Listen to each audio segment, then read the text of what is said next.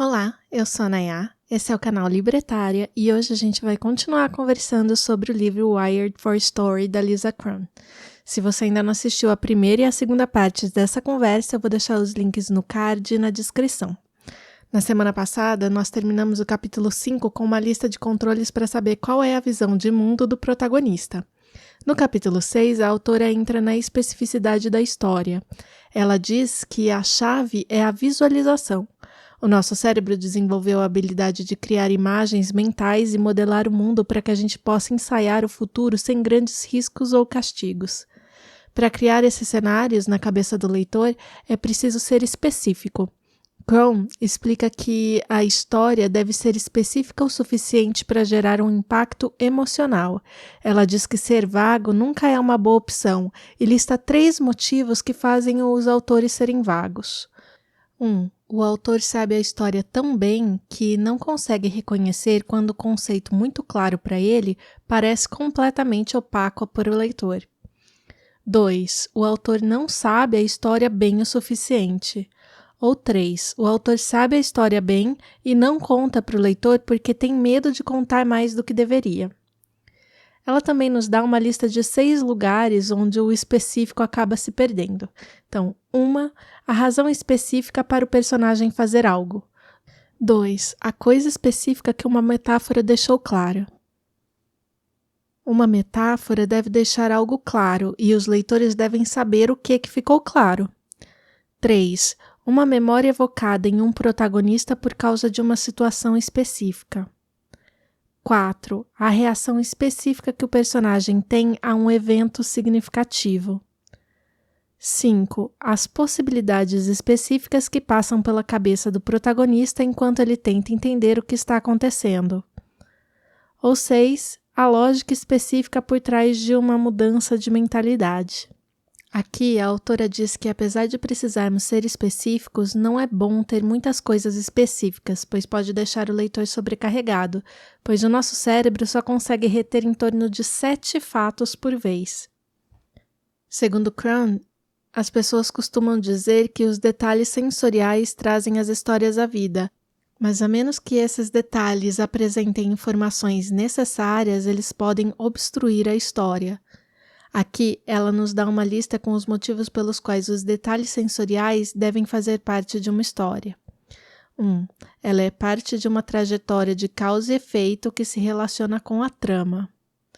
2. Ele esclarece os motivos do personagem fazer algo. Ou 3. É uma metáfora e representa a forma como o personagem vê o mundo. Sobre a descrição dos locais, Crum diz que um cômodo deveria revelar algo sobre a pessoa que vive ali, ou indicar a localização de um item perdido, ou nos dizer algo crucial sobre o espírito da época e da comunidade na qual a história se desenvolve. O melhor é quando essa descrição tem as 3 funções ao mesmo tempo. Aqui ela nos dá outra lista de controle. 1. Você conseguiu traduzir o genérico para o específico? 2. A especificidade sumiu em quaisquer dos locais usuais? 3. O seu leitor consegue ver como as suas metáforas se relacionam com o mundo real, ou o mundo real da história, claro? E 4. Todos os detalhes sensoriais têm uma razão para estarem presentes? Aqui a Lisa Crum entra na parte de conflito. Ela começa dizendo que o cérebro não gosta de mudar e não gosta de conflito, então é natural que a gente os evite. Por outro lado, a gente gosta de novas experiências, o que nos deixa em um paradoxo. A gente sobreviveu porque a gente se arriscou, mas o objetivo é ficar a salvo, e a menos que sejamos obrigados a tomar outras atitudes. A história é responsável por explicitar exatamente como nós lidamos com esse conflito. Para passar a sensação de que nem tudo é o que parece nos leitores, o conflito deve ser palpável muito antes dele vir à superfície. Esse potencial para o conflito é que dá a urgência de tudo o que acontece na literatura. Diferentemente da vida, o objetivo é abarcar o conflito e explorar o suspense que ele nos traz. A autora nos traz uma lista de contras, esses paradoxos que existem na história, e são os seguintes. 1. O que um protagonista acredita que é verdade contra o que é verdade mesmo. 2. O que o protagonista quer contra o que ele tem. 3. O que o protagonista quer contra o que é esperado do protagonista. 4. O protagonista contra ele mesmo. 5. O objetivo interno do protagonista contra o seu objetivo externo. 6. O medo do protagonista contra os seus objetivos. 7. O protagonista contra o antagonista. E 8. O antagonista contra a misericórdia. A ideia é deixar os seus leitores à frente do seu protagonista, tendo mais clareza das coisas. Há o mito de que guardar informações para uma grande revelação é o que prende os leitores, mas a realidade é que guardar informações rouba da história o que prende os leitores. Uma revelação é um fato que, quando vem à luz, muda algo e explica tudo. Cada história que fez sentido até então faz ainda mais sentido com a revelação. Se não for assim, se ela não trouxer esse maior sentido, ela é uma das temíveis 3 coisas, ou conveniência, ou um artifício, ou uma coincidência. Se o leitor não sabe que existe uma intriga se desenvolvendo, não há intriga se desenvolvendo. Deve haver um desenho de pistas e relatos ao longo do caminho, nos alertando que nem tudo é o que parece e que é agora explicado e iluminado pela nova reviravolta. E essas pistas e relatos devem fazer sentido por si só antes da grande revelação. Se sabendo disso você ainda quer guardar informações do leitor, você deve se perguntar: o que guardar essas informações faz de bom para a história? Como deixa a história melhor? Chegamos a mais uma lista de controle. 1. Você se certificou que a base do conflito futuro começa na página 1? 2. Os leitores conseguem prever como o protagonista terá que mudar para conseguir o que ele quer? 3. O conflito força o protagonista a tomar a ação, sendo depois de uma racionalização ou por uma mudança? 4. Você se certificou de que essa história ganha algo por guardar fatos específicos para uma grande revelação mais para frente? 5. Uma vez que a revelação é conhecida, todas as coisas até aquele ponto fazem sentido à luz da nova informação? Agora a autora entra na parte de causa e efeito. Ela diz que existem 2 níveis de causa e efeito. Esses 2 níveis se desenvolvem simultaneamente durante a história. Existe a luta interna do protagonista, que é sobre o que a história realmente trata, e os eventos externos, que é a trama. Então não há surpresa em saber que a causa e o efeito governam os 2, criando uma narrativa perfeita. No território da trama, a causa e efeito acontecem na superfície, enquanto um evento leva ao outro, de forma logística, respondendo à pergunta "o quê?". No território da história, a causa e efeito acontece num nível mais profundo, o do significado, respondendo à pergunta "por quê?". O porquê tem um peso maior do que o que na história.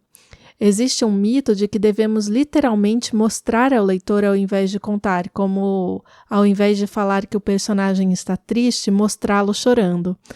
Mas esse mostrar e não contar é mais eficaz de maneira figurativa, explicando o motivo dele estar chorando ao invés de apenas criar uma imagem. Crone sugere que mostremos a cena que gerou o que estamos tentando mostrar ao leitor, por 2 razões. 1. Para gerar uma expectativa e suspense. E 2. Isso pode nos dar conhecimento sobre a relação dos personagens envolvidos na cena. Mostrar e não contar também pode se referir a coisas físicas em 2 ocasiões. 1. Quando nós já sabemos o porquê. E 2. Quando o assunto é puramente visual. Sobre a continuidade da história, a autora diz que cada cena deve tornar a próxima cena inevitável. Ela diz que no começo da cena é útil se perguntar: o que o meu protagonista quer que aconteça durante essa cena? Sabendo isso, pergunte-se: o que está em jogo aqui? O que vai custar para o personagem conseguir o que ele quer? E com essas informações você está preparado para escrever a cena. Quando você termina a cena, antes de entrar na próxima cena, você deve se perguntar: o protagonista mudou? Ele deveria começar se sentindo de uma forma e acabar se sentindo de outra forma. Em geral, os 2 sentimentos são exatos opostos. 2. Tendo pesadas opções, dado que está em jogo e tendo tomado sua decisão, o protagonista agora vê as coisas de forma diferente do que quando a cena começou? 3. O leitor sabe o porquê da decisão do protagonista? Ele entende como o protagonista chegou naquela conclusão, mesmo que o raciocínio seja falho? O leitor consegue ver como isso mudou a análise do que está acontecendo e, com o protagonista, ajustou seus planos de acordo? A autora reforça que a causa e efeito não significa previsibilidade. Segundo ela, existem 4 áreas de imprevisibilidade. 1. Causa e efeitos claros nos ajudam a focar na continuidade selvagem da história. Sempre existem desejos, medos e, portanto, escolhas, como mostrado anteriormente. 2. Sempre existe a aparência do livre-arbítrio. Só porque o personagem pode fazer algo não significa que ele fará. Existem reações e decisões subsequentes a que uma determinada ação pode evocar, apesar de que no fim tudo parece ser destino. 3. Como o resto de nós, os personagens são famosos por interpretar muito mal os sinais e se apressarem na direção completamente errada. E 4. Informações estrategicamente reveladas podem mudar como o protagonista interpreta tudo o que aconteceu até ali. Lisa Crum diz que toda vez que você adiciona uma causa na história e que, no fim, não tem efeito, isso gera um efeito negativo na história toda. Então, ela nos pede para perguntar, se eu cortar essa cena, algo iria mudar no final? Aqui chegamos em outra lista de controle. 1. A sua história segue a trajetória de causa e efeito começando na primeira página de forma que cada cena é engatilhada pela sua precedente? 2. Tudo na sua trajetória de causa e efeito gira em torno da jornada do protagonista ou a questão da história? 3. Os eventos externos da sua história, a trama, são colocados em movimento por causa das causas e efeitos que envolvem a questão interna do protagonista? 4. Quando seu protagonista toma uma decisão, é sempre claro como ele chegou a ela, em especial quando ele está mudando de ideia? 5. Cada cena segue o padrão ação, reação, decisão? E 6. Você consegue responder a pergunta "e aí?" para tudo na história? No próximo vídeo a gente termina esse resumo do livro da Lisa Crum. Eu espero que você tenha gostado do conteúdo até aqui e nós estamos quase acabando, então aguenta mais um pouquinho. Se você gostou, deixe o seu like, curta, compartilhe, comente e se inscreva no canal e ative o sininho para receber as notificações quando chegar vídeo novo. Tchau, tchau e até o próximo vídeo.